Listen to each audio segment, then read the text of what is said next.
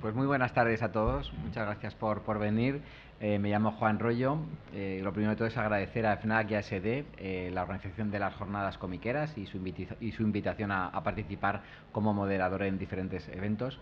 Y muchas gracias también a Iñaki Holgado, que es el autor que venimos a presentar aquí con una de sus obras, sus últimas obras, Verdún, que ya está publicada en España después de un paso triunfal por su edición francesa, francófona. Y venimos un poco a comentar tanto lo que es la propia obra en sí, la propia figura de Iñaki Holgado, como también, bueno, pues todo el contexto en el que se desenvuelve y ese embrujo, paradójicamente hablando, que tiene la Primera Guerra Mundial.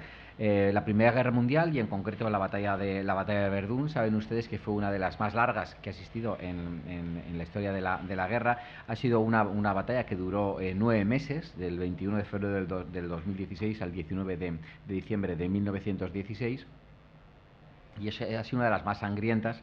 Las cifras hablan de 250.000 muertos, 500.000 heridos, y es en ese contexto en el que yo creo que debemos enmarcar la historia que nos va a plantear Iñaki. Estamos pocas personas, con lo cual yo entiendo que esto puede ser perfectamente un diálogo entre el público y el autor. Es decir, yo aquí debería ejercer simplemente la labor de moderador. En cualquier caso, yo seguiré haciéndole preguntas, pero por favor tengan ustedes también la libertad de cualquier aspecto que les interese, cualquier cuestión que puedan plantear, pues que no tengan ningún inconveniente en levantar la mano y plantearlo. Yo sí que me gustaría comenzar la ponencia, la presentación, pues planteándole a Iñaki desde qué punto se afronta una obra, en el sentido de la magnitud que tiene la historia que vamos a desarrollar. Hasta qué punto se toman ciertas licencias a la hora de dibujar, a la hora de contar una serie de historias, y sobre todo con qué fuente se ha documentado, cómo ha trabajado esa historia, y sobre todo dentro del dramatismo que tiene ese periodo histórico que es la Primera Guerra Mundial. Hola, buenas tardes, gracias por venir. Bueno, la primera pregunta de cómo planteamos el trabajo y demás. Hemos tenido la suerte de crear un buen equipo para la realización del álbum, ¿no? Desde el primer momento se planteó que bueno, el guión estaba muy claro, que tenía que ser de un historiador muy reconocido en Francia, que ya había trabajado un montón de veces la Primera Guerra Mundial, era un experto en ella, con lo cual no le iba a costar demasiado hacer un buen guión de la Primera Guerra Mundial. Luego, para el tema del dibujo, se decidió también que iba a contar con la ayuda de un dibujante francés que me iba a hacer el storyboard, es decir, la composición de página, viñeta, un poco lo que sería el planteamiento. Yo lo iba a dibujar y iba a haber otra persona por encima de nosotros que iba a hacer el color, iba a dar el acabado final, ¿no? En cuanto a la documentación, desde el primer momento se ponía que iba a ser un trabajo muy ambicioso y sobre todo muy realista y muy fiel. O sea, no me he tomado ni una sola licencia. Los personajes que aparecen son personajes reales. Tratamos de que se parezca lo máximo posible a las fotos que hay de la época. Los entornos son completamente reales, las situaciones son reales. También nos hemos basado en un montón de fotografías que había en esa época. Y lo único que hemos interpretado, entre comillas, es las situaciones de las que realmente no hay constancia, ¿no? Pero más o menos se sabe por diarios o lo que sea cómo fueron, ¿no? Y además de todo eso hemos contado con la colaboración del Memorial de Verdún. El memorial es una especie de museo que recoge todo el archivo de lo correspondiente a la guerra, y más que a la guerra, a la batalla en concreto. Entonces, contábamos con los profesionales que están dentro de ese memorial para la corrección de las páginas una vez que estaban terminadas. Es decir, nos decían, previamente nos habían dado mucha documentación, pero además de eso corregían. Es decir, si veían que había pequeños detalles, un número de destacamento que no correspondía al destacamento que realmente estuvo en esa época, nos los mandan corregir. Si había alguna ametralladora en concreto que no estuvo en esa batalla, aunque fuera una foto real, pero en esa batalla concretamente no la usaron, la corregíamos. Y son correcciones que realmente se dieron. Yo cambié números de destacamento, cambié ametralladoras y cambié alguna otra cosa. No fueron grandes detalles, pero sí que hubo una descripción muy fidedigna de lo que supone que pasó en su día, ¿no? De hecho, a día de hoy nos escriben profesores que utilizan el álbum de Verdún, concretamente el primero, que es el más cronológico, el que detalla mejor los acontecimientos. Nos escriben para decirnos que lo utilizan como material de trabajo en las clases.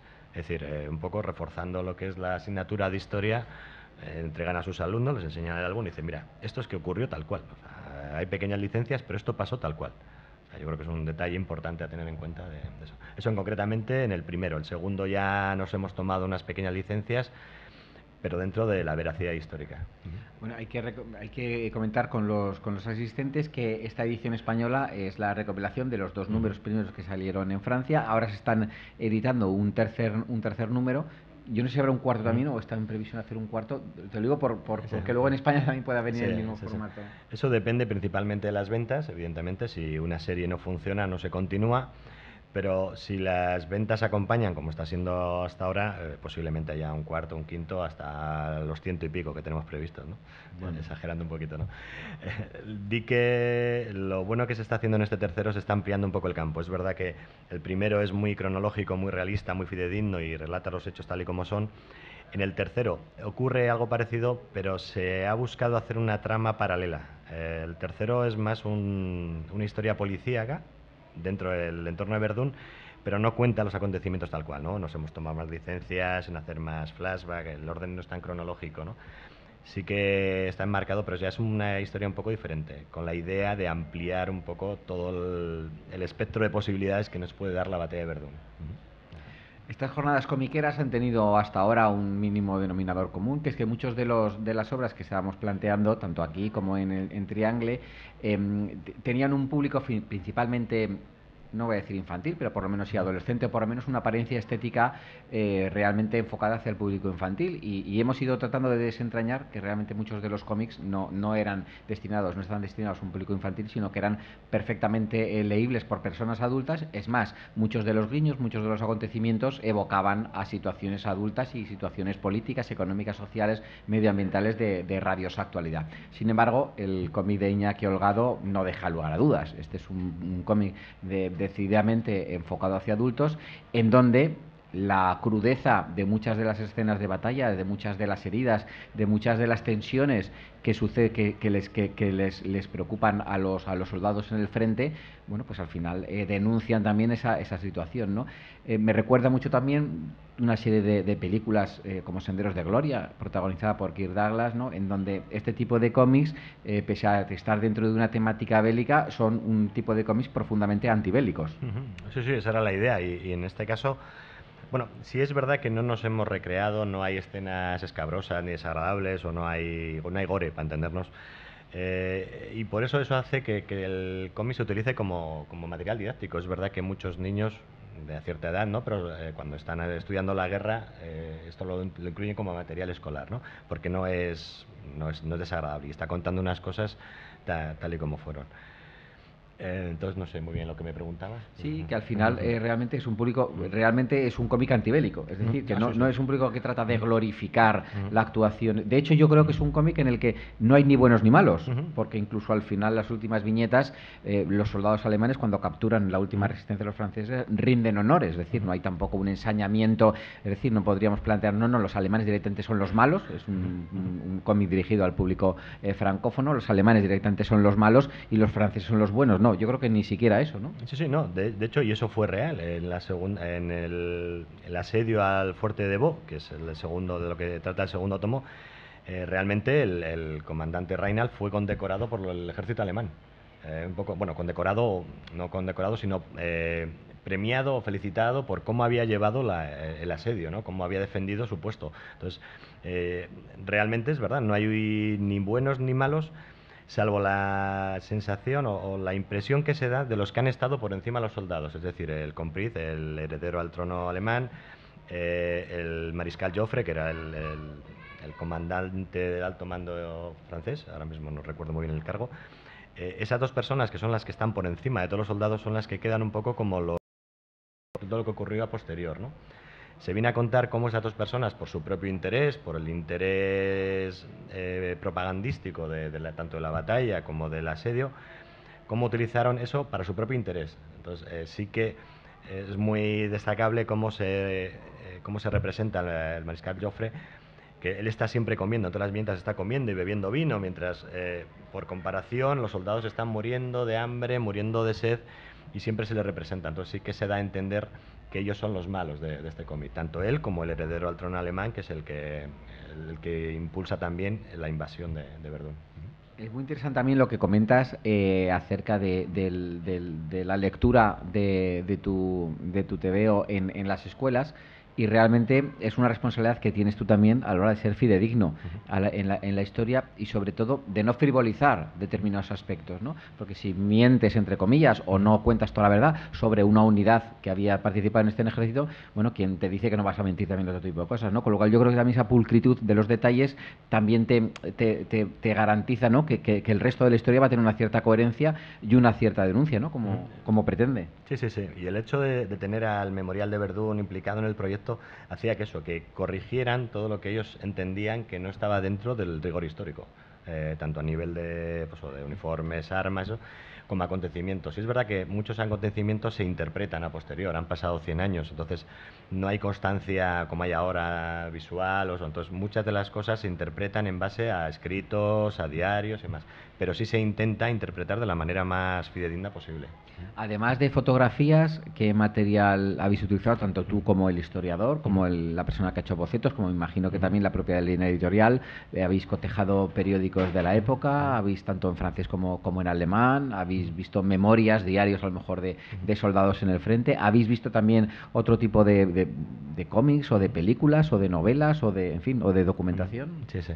Yo cómic trataba de no ver demasiado por no condicionarme demasiado, ¿no? Yo la referencia clara que tenemos todos cuando hablamos de la Primera Guerra Mundial, yo creo que es Jastardi, ¿no? Ha hecho una serie de cómics sobre la Primera Guerra Mundial que a mí me encantan, pero procuré dejarlos de lado porque sabía que de alguna manera me podía influir en el dibujo o en la manera de contar. Por lo demás, la documentación, al venir tanto de Yaniv Lenur, el guionista, como Marco Anspat, que hacía el storyboard, como del Memorial de Verdún, son tres personas que trabajan habitualmente el cómic, son dos personas que habitualmente trabajan el cómic ambientado en la Primera Guerra Mundial, además del Memorial, que bueno, es evidentemente es su especialidad, para entendernos. Entonces, eso hacía que toda la documentación viniera de primera mano, comprobada, contrastada y demás. No hay tanta documentación porque han pasado 100 años, con lo cual fotos hay las justas, vídeos apenas hay vídeos, pero sí hay mucho documento que se incluye, ¿no? Mapas de la época, cartas de la época, todo eso se incluye en el cómic y son reales. No nos hemos inventado una carta, se modifica en función de lo que nos interesa para la historia visualmente, pero la carta existía tal cual.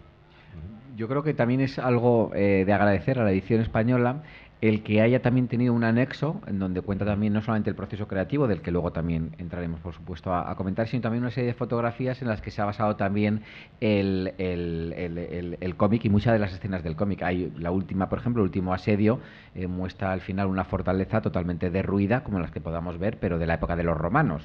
Y era una fortaleza totalmente, bueno, pues como un queso gruyère, totalmente destruida, no solamente la fortaleza, sino también todo el escenario alrededor, ¿no? Que es algo pues absolutamente dantesco, ¿no? Que te da un poco imagen, ¿no? De todo el plomo, toda la metralla que había caído allí, ¿no? Y que había estado soportado por personas, ¿no? Por seres humanos que estaban ahí guarnecidos esperando a que escampara o que los contrarios dejaran de bombardear. Sí, sí, hay historias, realmente algunas de ellas no las hemos incluido, pero hay historias realmente grotescas. Hay que pensar que en una franja, creo que es de 8 kilómetros de largo, cayeron 1 millón de buses durante un día. Entonces, se contaban historias, no hemos incluido en este caso, pero bueno, es una historia que habíamos leído, había caído tal cantidad de buses y llovía tanto que el suelo estaba tan esponjado que había batallones que una vez que salían de la trinchera desaparecían, se hundían, como si hubieran creado unas arenas movedizas ahí. Entonces era una cosa terrible, era salir y morirse completamente enterrado vivo. De hecho era la picadora humana, ¿no? Le llamaban a esta batalla la picadora humana, ¿no? Y en muchos casos, y entramos ya un poco también en lo que era la propia idiosincrasia bélica de la época, cómo se generaban esas batallas en aquella época, eran continuos avances y retrocesos, y al final los seres humanos no dejaban de ser carne de cañón, no dejaban de ser cifras, no dejaban de ser números, y hay una escena también muy reveladora en el cual se plantean en qué términos van a plantear la batalla, y no se plantean en términos económicos, se lo plantean en términos de vidas humanas. ¿Cuántas vidas humanas estoy dispuesto a sacrificar de mi país a cambio que el país contrario tenga más vidas humanas todavía sacrificadas? Sí, sí, y el hecho de cómo se puede utilizar eso propagandísticamente. Es decir, ni la zona de Verdún ni el fuerte de Bo tenían un interés especial estratégico, pero venía muy bien de cara a la propaganda. El fuerte de Bo se convirtió en una batalla estratégica, es decir, a los alemanes les interesaba tomarla porque eso podía minar la moral francesa, y a los franceses, evidentemente, les interesaba conservarla porque era una muestra de cómo habíamos defendido sobre el ataque alemán prusiano. Entonces, queda muy patente en el cómic esa manipulación por parte de los soldados solo por un interés propagandístico. No tenía un interés especial conservar esa zona, simplemente, pues bueno, venía bien que en los periódicos saliera que era nuestro o era de ellos. Pero además, la paradoja es más cruel todavía, porque en muchos casos Verdún les interesa a los alemanes por el mero hecho de que han leído que en periódicos franceses lo están utilizando como símbolo, con lo cual al final un símbolo que se desmorona es un símbolo que puede mermar la propia moral, ¿no? Con lo cual hasta la propia buena intención, entre comillas, de los franceses de elevar a categoría de símbolo un escenario es utilizado torticeramente por parte de los alemanes para ejecutar justamente el efecto contrario. Sí, sí, de hecho, si no me equivoco, eso no aparece en el cómic, pero bueno, hemos leído, el fuerte de Bo lo tomaron los franceses de nuevo porque se fueron los alemanes. Pues, una vez que lo habían tomado, propagandísticamente se utilizó, vino bien, pero pasado un tiempo no interesaba conservarlo y directamente se fueron. Claro. Por entrar un poco también en los detalles de la batalla y por entrar en los detalles de cómo se practicaba la guerra en aquella época, hay que tener en cuenta, y hablando de esos simbolismos que comentaba también Iñaki, que el Verdún había sido una zona francesa inexpugnable desde el tiempo de los hunos, de Atila y los hunos, ¿no? E incluso en la guerra franco-prusiana, pues había sido también un ejemplo también de, bueno, de resistencia y de confrontación con el enemigo, ¿no? Con lo cual realmente al final esa victoria debía ser cuanto más rápida mejor, y esa victoria debía ser cuanto más hiriente al enemigo para que tuviera realmente el efecto que habían estimado los alemanes. Sin embargo, no pudo llevarse a cabo esa victoria todo lo rápido que hubieran querido, y entonces se empezaron a plantear la guerra en términos que son por todos conocidos, ¿no? Es la guerra de las trincheras. Sí, sí. De hecho, los alemanes pensaban que iban a tomar eso en cosa de 1 o 2 días. La cosa se les complicó un poquito porque llovió. Algo tan insignificante como eso hizo que atrasaran el bombardeo, con lo cual se pudieron reforzar las líneas francesas, y eso hizo que el ataque se pospusiera, ¿no?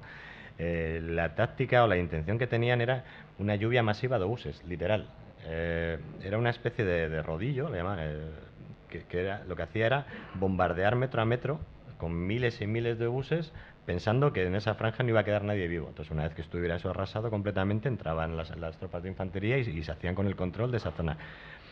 Ocurrió que, bueno, a pesar de toda esa lluvia de obuses, no murieron todos los franceses, ni el número que ellos deseaban, con lo cual se encontraron con una defensa bastante encarnizada cuando entraron las tropas al ataque.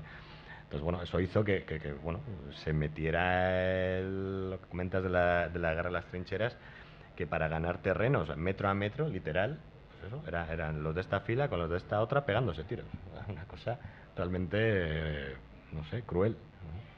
Yo no sé ustedes, pero yo tengo una imagen en la cabeza que es las películas que veíamos de niños de vaqueros e indios, en el cual había unas caravanas de colonos o de europeos que estaban en Norteamérica, en un círculo, y todos los indios dando círculos alrededor y esperando que los americanos, los colonos les dispararan como un poco como tiro al blanco, ¿no? Pues esta es la misma sensación que tengo yo cuando veo películas de esta época, en el cual lo que tratas es, tocas el silbato y todo el mundo sale con la bayoneta calada a intentar conquistar la posición del enemigo. Claro, el enemigo está perfectamente escondido y con las ametralladoras, los nidos de ametralladoras disparando a todo el mundo, con lo cual al final era una carnicería absolutamente, no sé, yo puedo entender la gloria en la Edad Media cuando te ibas a batir a mandobles, pero en ese aspecto es que era directamente una carnicería y donde las vidas humanas se sacrificaban sin ningún pudor.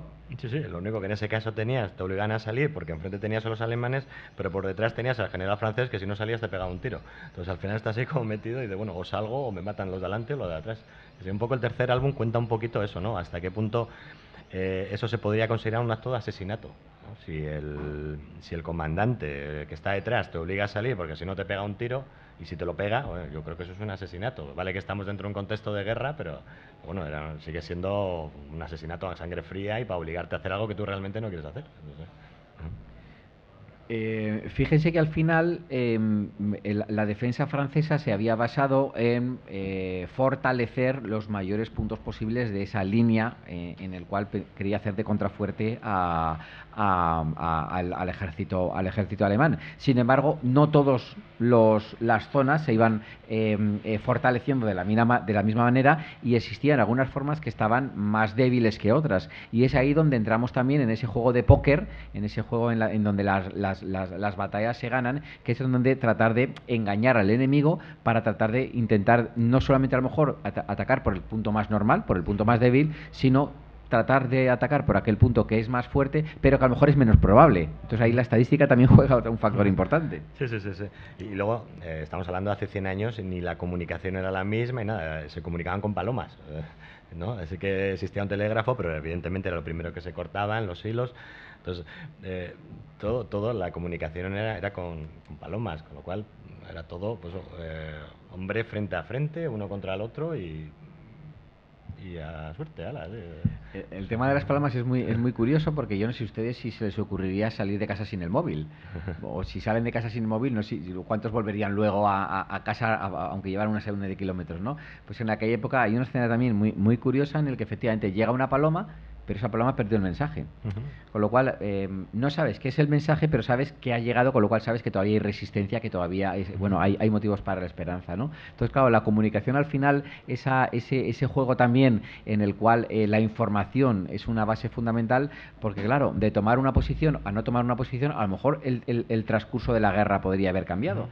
Y aquí ya entramos en unas cuestiones también, yo creo que esenciales en la guerra moderna. Hablo de la guerra moderna, esta es una guerra ya absolutamente moderna, donde la inteligencia, donde el conocimiento adquiere un rango casi militar y casi con la misma importancia que la munición, ¿no? Que es también la logística. Porque en muchos casos el que te lleguen suministros a tiempo puede ser la diferencia entre que ganes la batalla o la pierdas. Y esa posición te puede servir también luego de punta de lanza para futuras racias y para futuros escarceos. En este caso, por ejemplo, el puesto de Verdún gestionaba también la diferencia entre los franceses y alemanes en el sentido de el transporte también vía ferroviario y la logística alcanzaba también una dimensión importante. Sí, sí. Y con el agravante de que llegado el caso de tener que utilizar las palomas, no sabía primero si esa paloma había llegado y no sabía si esos suministros que pedías iban a llegar. Entonces estabas ahí, en el caso del segundo álbum que habla del asedio de Fuerte Evo, estaban ahí completamente aislados. No sabían si la paloma había llegado, tenían que mantener una resistencia hasta que llegaran los refuerzos, pero realmente esos refuerzos iban a venir o no. Sí, yo te contaba antes, en uno de estos festivales que vamos por Francia, bueno, ahí evidentemente esto lo tiene muy interiorizado y hay mucha gente que tiene familiares que participaron en la guerra, ¿no? Entonces una señora me contaba que su abuelo, que había participado, había sobrevivido a la batalla de Verdún, a la batalla del Somme y a la batalla de Semin-de-Dam, es decir, un trío de ases. O sea, es sobrevivir a Fukushima y a Hiroshima y Nagasaki, exagerando un poquito, ¿no? Entonces, esta persona vino tan mal, tan tocada, que se pasó 2 años en el tejado de su casa, vestido de uniforme y con el fusil disparando a las palomas. Igual era su función cuando estaba dentro del cuartel o donde el cuartel, el fuerte, lo que fuera, y vino tan tocado que era lo que hacía, se dedicaba a eso, era, bueno, su labor era impedir la comunicación. Vuelvo a insistir también en el drama de estos soldados que estaban batallando en muchos de los casos que no tenían ni siquiera agua y en muchos casos ese agua estaba contaminada y ese agua contaminada surgía la duda de si había habido un traidor dentro de las propias huestes o si realmente había sido un cañonazo que había, pues yo qué sé, yo qué sé, pasado cualquier cosa y que se había contaminado el agua. Con lo cual, fíjense lo que es el drama, si a pesar de todo el cansancio, de todo el nervio, de todos los estrés, de todo el terror que está surgiendo cuando están bombardeando, cuando está viniendo el apocalipsis, se te está cayendo en las cabezas, además ni siquiera puedes tener agua. A eso le sumamos también el papel desmoralizante que tienen, por un lado, los heridos, que era imposible tratarlos, no tenían ni medicina, no tenían nada, y por otro lado, muy importante, los muertos, que no podías ni siquiera enterrarlos, ni siquiera, y en muchos casos los tenías simplemente que dejar depositados en un cubículo y pues ponerles cal, por lo menos, bueno, pues para que no contaminaran el hedor, imaginad lo que tienen que ser, ¿no?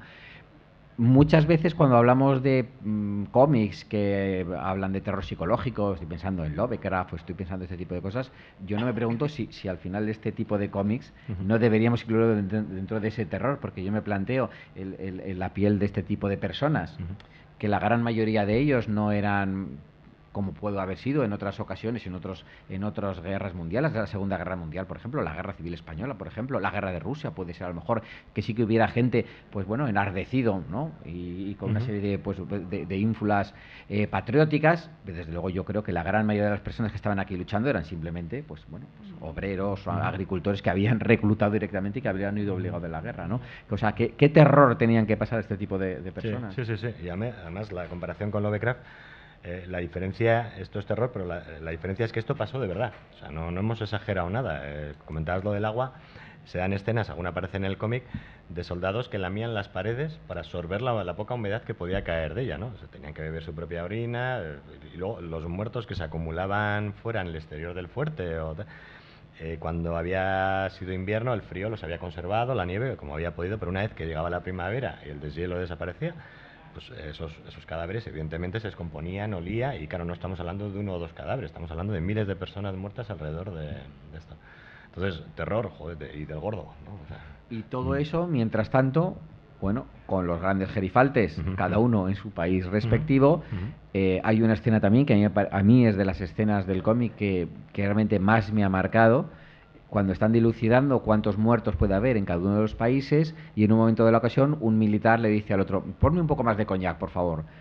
Es decir, estamos hablando aquí de las vidas de personas, estamos hablando de que ellas eran plenamente conscientes de las condiciones de salud, de terror que estaban padeciendo estas personas, y su principal problema en aquel momento era que le pusiera un poquito más de coñac, ¿no? Con todo eso, el contraste todavía aterroriza más, ¿no? al lector. Sí. Yo creo que pone a cada uno en su sitio, ¿no? Pone al que ha ido ahí porque estaba obligado, porque lo habían reclutado a la fuerza, y pone ahí en su sitio al que realmente hacía eso porque le interesaba. Estoy convencido que algún interés tendrían tanto unos como otros.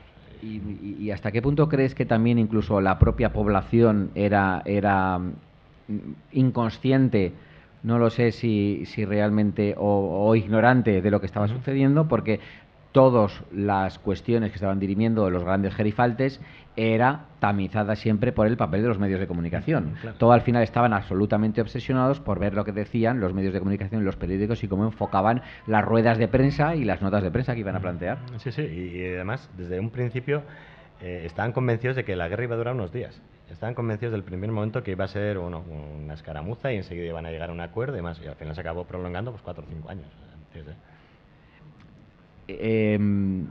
Yo me gustaría introducir también un concepto también, aunque sea un poco también diferente de lo que es la historia de la Primera Guerra Mundial, es el conocimiento que tenemos de los hechos pasados y su posibilidad de predecir los hechos futuros, ¿no? Cuando acabó la Primera Guerra Mundial, Francia no se le ocurre otra cosa que intentar defender sus fronteras en la misma, con los mismos parámetros que habían sucedido los acontecimientos de la Primera Guerra Mundial. ¿Qué es lo que hace?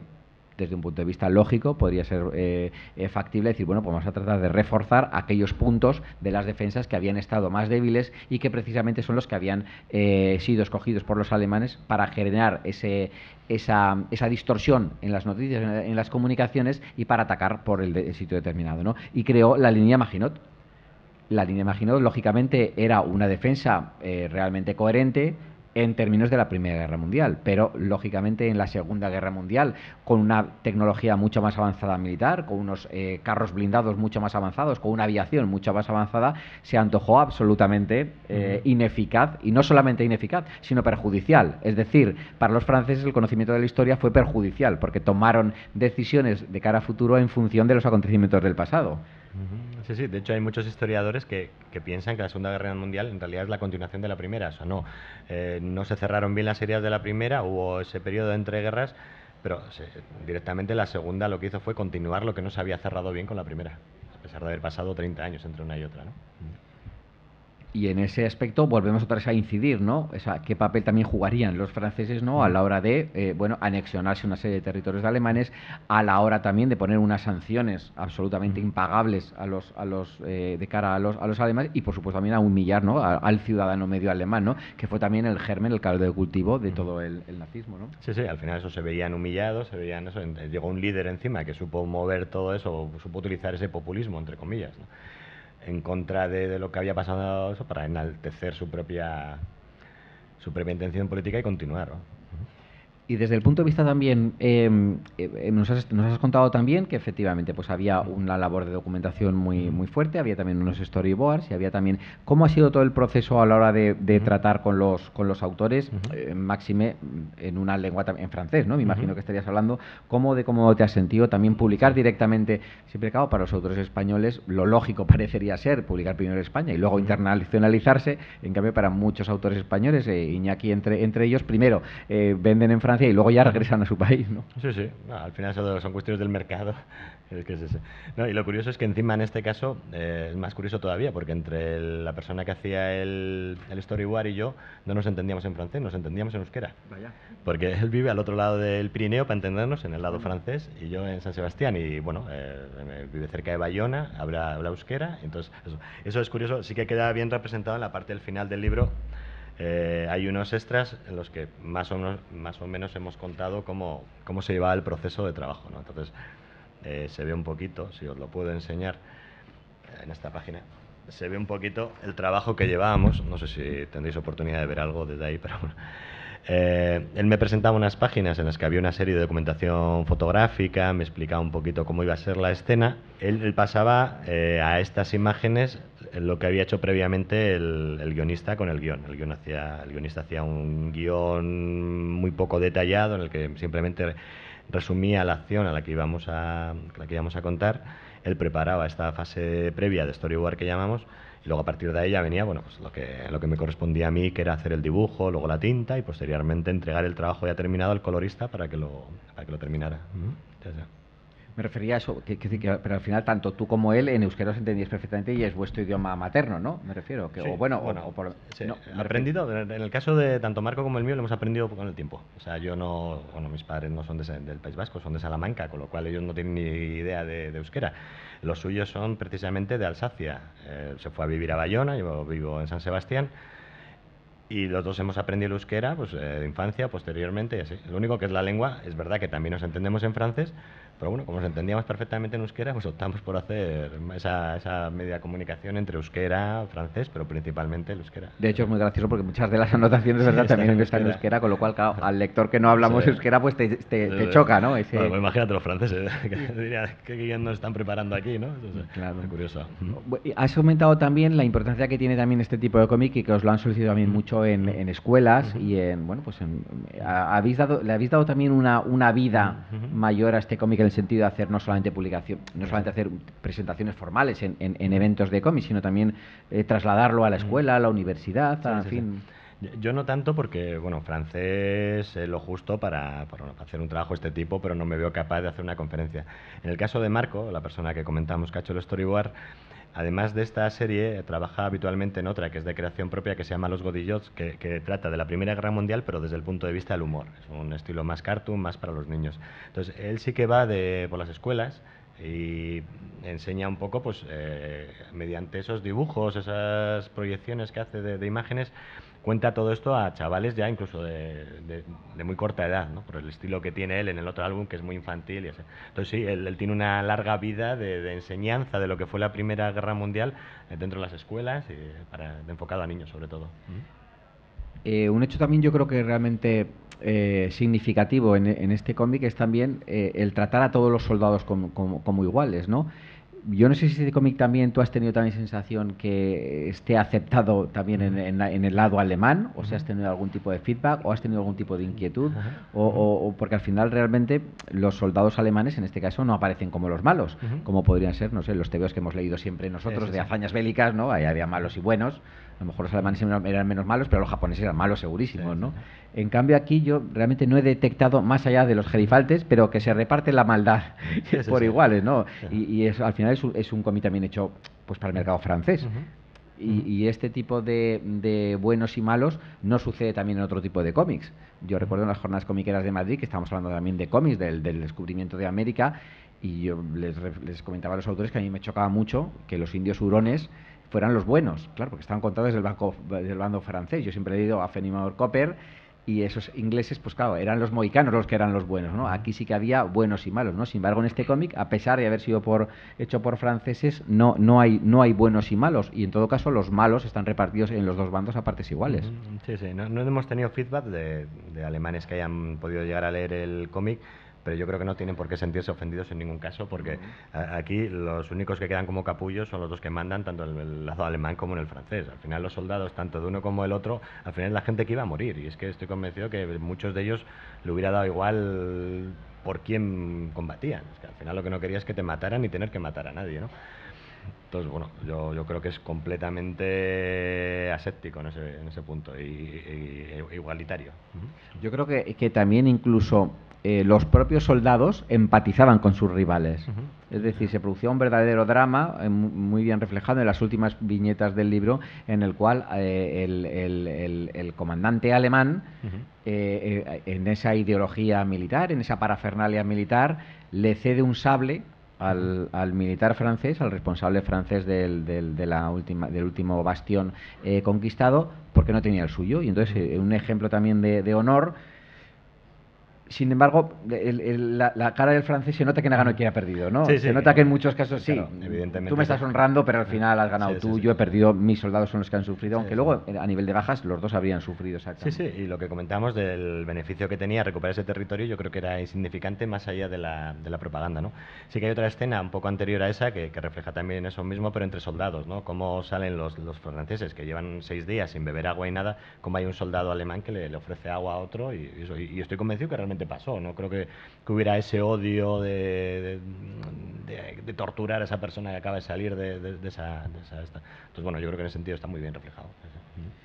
Otra de las escenas también dramáticas es cuando van viniendo franceses de otras zonas que han abandonado los puestos de posición y se vienen a refugiar en el último bastión, y al final eso decía uno de los gerifaltes, de los jefecillos, ¿no? De los sargentos, es que esto parece un albergue, no podemos albergar más gente, ¿no? Y realmente es una situación absolutamente dramática, porque claro, al final tienes que parapetar una zona con un nido de ametralladoras, pero realmente tienes casi más enfermos, casi más heridos, casi más refugiados, pero sin embargo eres incapaz de expulsarlos, eres incapaz de echar carnaza al enemigo, ¿no? Claro, es que si estabas fuera te caía una bomba en la cabeza, entonces al final no queda más remedio que refugiarte donde podías. La población, entre comillas, ¿no? Población o los, que no sé cómo decirlo, habitantes o la gente que estaba dentro del fuerte se multiplicó por 6 su capacidad. Pero era evidente, es que si estabas fuera te iban a matar, si estabas dentro por lo menos tenías cierta seguridad.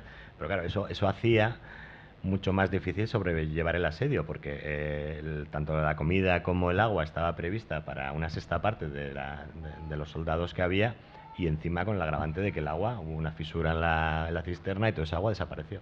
Con lo cual no tenían ni agua y comida justo para una sexta parte de la gente que estaba ahí metida.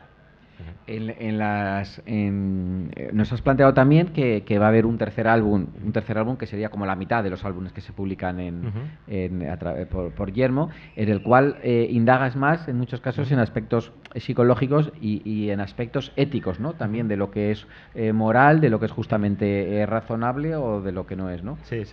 Y todo eso protagonizado por una mujer, porque es curioso que en estos dos álbumes no aparece una sola mujer. Al final, como se centra en el campo de batalla, por entonces las mujeres tenían, afortunadamente, no iban a la guerra, y en este tercero sí que le hemos querido dar un poco de protagonismo, y está visto desde el otro punto de vista. Es una mujer que perdió a su marido en el campo de batalla. Entonces, cómo vivía esa persona, pues que su marido, igual que el resto de mujeres, cómo vivían que sus hombres estuvieran en la guerra, ¿no? Entonces, hemos cambiado ahí un poco el punto de vista de lo que hemos hecho hasta ahora en los dos álbumes anteriores. Y desde el punto de vista de la tecnología militar, por ejemplo, estábamos comentando también antes un papel fundamental, por ejemplo, lo rudimentario que eran los aviones, ¿no? Y me comentabas antes también alguna anécdota, ¿no? Que incluso muchas veces las propias bajas se producían por errores en el funcionamiento del propio armamento militar, ¿no? Sí, sí. Entonces el avión era un señor que lo pilotaba y a la vez te iba una pistola y iba disparando para abajo, ¿no? Es una cosa que queda un poco ridícula, pero realmente era así. Y había veces que ellos mismos con las ametralladoras se ametrallaban sus propias hélices, un poco en el momento. Entonces, es verdad que no queda tan reflejado, es verdad que la parte de aviación tampoco aparece tanto, salvo dos escenas en las que es un poco más expedición o espionaje que combate, pero sí, sí, con los aviones. Y es una cosa que me gustaría además mucho hacer, porque a mí me gustan mucho los aviones y yo creo que sería, dentro de la batalla de Verdún, centrarse un poco en lo que podía haber pasado con los aviones, podía haber sido un cuarto álbum muy divertido. ¿Quién sabe? Y luego insisto también muchas veces, ¿no? En toda esa logística, ¿no? Porque al final tiene que haber unas líneas de ferrocarril, es ahí donde las bases de inteligencia tratan, ¿no? De cortar ese tipo de suministros, ¿no? Muchas veces también como la investigación y el desarrollo se aplica también a fines armamentísticos, ¿no? Y al final como, fíjese, pues las herramientas modernas, ¿no? Trata un poco la investigación trata de generar, oye, el mayor número de muertos, ¿no? En términos muchas veces también economicistas, ¿no? Que mata más limpio y mata mejor, ¿no? Sí, sí, sí. Fue en la Primera Guerra Mundial cuando surgieron, primero, la aviación como arma de guerra, los primeros tanques, los primeros lanzallamas, se empezó a utilizar el gas venenoso, o sea que antes, entonces, es verdad que joder, se avanzó. Los lanzallamas, sí, sí, sí. Al final, lo que dices, ¿quién mata más? No sé si mejor o más limpio, pero al final la conclusión era ver quién mata más. Estamos en esa carrera diabólica, ¿no? Por tratar de ser al final de conquistar el enemigo, cuando al final, fíjese que estamos, me hace mucha gracia cuando hablamos también de los grandes casos de corrupción en España y cuando al final nos fijamos si un concejal ha llamado más por teléfono de la cuenta o se ha gastado 2 euros en cualquier cosa y luego los grandes proyectos faraónicos macroeconómicos de miles y millones de euros, esos han quedado totalmente limpios y nadie se ha pensado que ahí estaban trasladando un montón de millones, ¿no? Por indagar un poco también en esa faceta también divulgativa, dentro de lo que es tu propio estilo, has hecho también exposiciones, has sido también, trabajas un poco también con esa, no sé, has hecho exposiciones, un poco también... Sí, bueno, en mi caso ocurre que este es mi segundo álbum, entre comillas, editado en castellano, así que en mis comienzos, hace ya un montón de años, sí que saqué varios pequeños cómics de formato pequeñito, en tapa blanda y demás, ¿no? Entonces, lo que yo considero ya una carrera más seria, este es este junto con el libro anterior que salió dentro de Aleta, en el sello de Aleta Ediciones, son las dos primeras cosas que saco en castellano.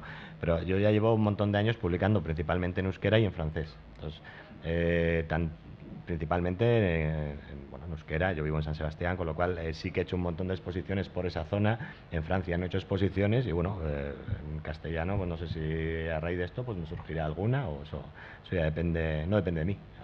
Y todas esas obras que ya has publicado en euskera, que además son obras de temáticas muy diferentes y temáticas tampoco no son folclóricas, no son exclusivamente dedicadas a un público vasco, sino que yo quiero entender que lo único que se diferencia es que están publicadas en un idioma en vez de en otro, ¿no? ¿Te has planteado también publicarlos en otros idiomas, ya que está hecho ya el trabajo de la edición de todo, simplemente sería trasladarlo a francés, a castellano, a otro idioma? Y no son con mil localistas, al final uno trata sobre la esclavitud, un poco el desarrollo de la esclavitud.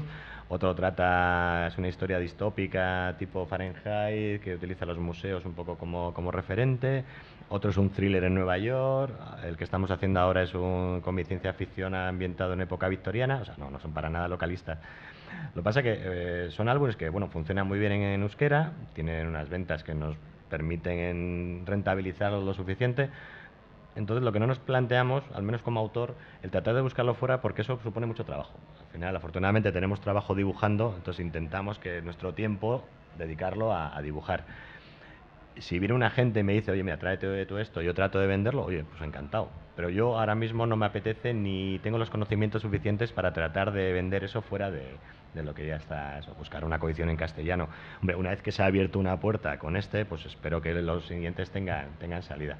Pero es verdad que no tienen absolutamente nada que ver con este, con lo cual el editor igual le ha interesado este por el tema, no porque sea yo. Entonces igual le puedo presentar yo otra cosa con otro tema diferente, igual no lo ve que entre dentro de su línea editorial o directamente no le gusta.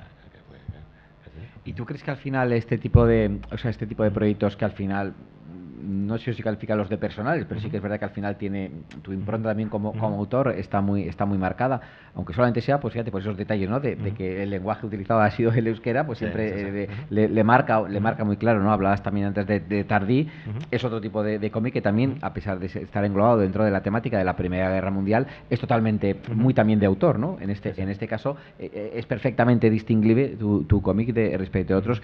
Sí que es verdad que es también muy bande cine, también muy línea clara, ¿no? A pesar que los colores son mucho más apagados, como no podía ser otra cosa. Este cómic no podía ser luminoso, ni muchísimo menos. ¿Te ves también en otra serie de aventuras también, no solamente enfocadas de la Primera Guerra Mundial, sino también, bueno, de otros tipos de escenarios? Sí, sí, ya ves, los otros 4 que te acabo de comentar en euskera, ya he visto que son 4 géneros completamente diferentes. Aparte, además de esto, he publicado otras 2 series más en Francia. Una es de fantasía clásica y la otra es de ciencia ficción clásica, para entendernos. Entonces son géneros completamente diferentes. Yo al final como autor considero que tienes que tratar de ponerlo mejor, tanto en una cosa que te apasione como que no. Entonces, bueno, puede haber géneros que te gustan más que otros, que es posible que le dieras un poquito más de cariño, pero como estás enseñando tu trabajo, al final lo que tratas es de hacerlo lo mejor posible siempre. Es eso. ¿Y tú entiendes diferencias entre, sí que es verdad que desde España tenemos al mercado franco-belga, bueno, pues como el objetivo, ¿no? Como el faro, ¿no? Como aquello que a todos los autores, ¿no? Y de hecho muchos autores españoles publicáis primero en Francia y luego regresáis a España, ¿no?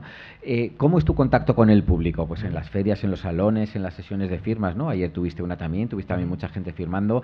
Durante esas sesiones de firmas la gente te busca más a ti como autor, busca más el conocimiento de la historia. Claro, estamos hablando de un cómic con lo cual los españoles nos podemos sentir identificados en cuanto a la guerra civil, a lo mejor, pero no tenemos esas anécdotas como las que tú has podido vivir, ¿no? En Francia o en Bélgica. Sí, yo he hecho infinitamente más festivales en Francia que en España. En España, pues puede decirse que es casi mi primero. No es el primero realmente, pero es casi el primero en el que vendo un proyecto con cierta relevancia. Yo he hecho un montón de festivales en Francia que no tienen nada que ver. Yo no sé hasta qué punto se busca el autor o la obra. Yo creo que el que viene a pedir una firma mía no me pide una firma igual por mí, sino por mi trabajo. Al final es lo que mostramos cada uno. Si te sorprende que igual vienen con cómics que se hicieron hace 4 o 5 años, entonces ahí es cuando ves que sí que realmente hay un seguimiento al autor, ¿no? Y dices, mira, joder, te acabas de comprar este, pero es verdad que hace 5 años compraste este otro que tampoco tuvo tanto éxito. Entonces, bueno, todo eso es de agradecer, ¿no? Ahí sí que ves que hay un interés más por el autor que por la obra, ¿no? Pero principalmente lo que se vende, entre comillas, en una sesión de firmas es el producto. Yo no me vendo vendo mi álbum, entonces el que está interesado vende mi álbum, viene esa persona, hablas con él, siempre es muy de agradecer, pero realmente lo que está comprando es un álbum de cómic, no un álbum de Iñaki Holgado. En mi caso. Bueno, en ese aspecto también sí que es verdad que hoy en día, y lo comentábamos también ayer mismo con Enrique Breccia también, el papel de las redes sociales está también acercando la figura del autor al lector, y de esa manera se pueden entablar también conversaciones, yo creo que muy fructíferas, más allá a lo mejor de los salones o de las firmas, en donde sí que es verdad pues que claro, mucha gente va a pedir única y exclusivamente la firma, y ya yo creo que traducir es otro tipo de lector de cómics, ¿no? O ese tipo de fan, ¿no? El que va única y exclusivamente por las firmas, y de que aquel que disfruta de la obra, que es capaz de, bueno, pues de gustarla, ¿no? Un poco como se merece, ¿no? Y las redes sociales permiten, ¿no? Ese conocimiento del autor, ese intercambio también de correspondencia. Sí, no, completamente de acuerdo. Yo además nunca he sido muy activo en redes, nunca me ha interesado demasiado. Lo único que tengo es Facebook, y hará 1 año y medio para acá, ¿no? Pero sí que me ha sorprendido porque mucha gente te conoce a través del Facebook, y aquí, concretamente en las jornadas comiqueras, me ha sorprendido mucho que ha venido una persona, un belga, que conozco a través de internet, que ha venido a que le firmara un álbum. Igual coincidía que estaba por aquí por vacaciones, sí que habíamos intercambiado emails por Facebook, Y me ha sorprendido eso, que bueno, tenía realmente interés en mi trabajo y en conocerme. Entonces ha venido, nos hemos presentado, hemos hablado, joder, y muy bien. Entonces, como autor es verdad que es gratificante ver que más allá de lo que comentamos antes, de que pueda interesar o no la obra, hay veces que sí que hay gente que tiene interés en ti, tanto como persona como para autor. Sí, sí, muy bien. Bueno, estamos acabando ya Ajá. porque tenemos a continuación otra charla a las 5, con lo cual no sé si ustedes tienen alguna pregunta, alguna cuestión. Sí, más que nada para no dejaros con esta bajona, porque lo que hemos contado tela, ¿no? Sí, sí. Yo Entonces, me... Sí, bueno. Ajá. Juan. Ujú. Ujú. Sí. Eh, con el coautor vasco que hemos comentado antes, con Marco, había trabajado en otra serie muy parecida a esta. Estaba ambientada también en la Primera Guerra Mundial, pero en Córcega. Nos conocimos, nos conocíamos previamente, pero hicimos un viaje juntos a Córcega, a un festival, y bueno, ahí entablamos relación con un guionista, que ese guionista nos propuso hacer el álbum anterior a este, que se llama Ayo Citelli, también está publicado en castellano por Aleta Ediciones. Entonces, a raíz del éxito relativo que tuvo ese primer álbum, Bambú, la actual editorial, nos propuso hacer este. Entonces, bueno, como el equipo anterior había funcionado bastante bien, pues continuamos. Es verdad que cambiamos el guionista, porque era el guionista que nos impuso la editorial, y algo parecido con el colorista, que es el colorista que nos impuso la editorial. Muy bien, pues ya... Sí, perdón. En Francia, perdona. En Asia. En Asia. Que yo sepa, francés, bueno, idioma francófono, o sea, países francófonos, perdón, y en castellano. No, no sé, no. Si conoces alguna editorial interesada, a mí me encantaría. Eso. Bueno, pues yo ya si queréis ir acabando, yo no me resisto también a hacerle una última pregunta, y es decir, si esta situación de la Primera Guerra Mundial, que sucedió también una Segunda Guerra Mundial, en un mundo bélico como en el que estamos hoy en día, ¿no? Con guerras también, si somos capaces todavía, hemos aprendido algo los europeos a la hora de empatizar con el dolor del otro, porque sí que es verdad que ahora hoy en día no estamos luchando franceses contra españoles, Sí, sí. ¿vale? Pero sí que es verdad que tenemos muertos, batallas en nuestras fronteras, en Ucrania, en Siria, en Yugoslavia. Sí, no hemos aprendido absolutamente nada. No hay más que ver cómo están en el Congo, cómo están en Siria, cómo han estado en los Balcanes hace poco. Como yo creo que absolutamente no ha cambiado. Al final, incluso lo que hablábamos antes de si se matan mejor y más bonito, es que ya casi ni eso. Quitando los americanos en Afganistán, por poner un ejemplo, en Ruanda se han matado machetazos. O sea que no creo yo que hayamos cambiado demasiado, ¿no? Bueno, en cualquier caso, volvemos a reivindicar el papel del cómic como, bueno, pues un poco agitamiento social y como para que seamos todos capaces de abrir los ojos en esta sociedad en la que estamos dormidos. Pues muchas gracias a todos ustedes por venir y muchas gracias a Iñaki también. Gracias.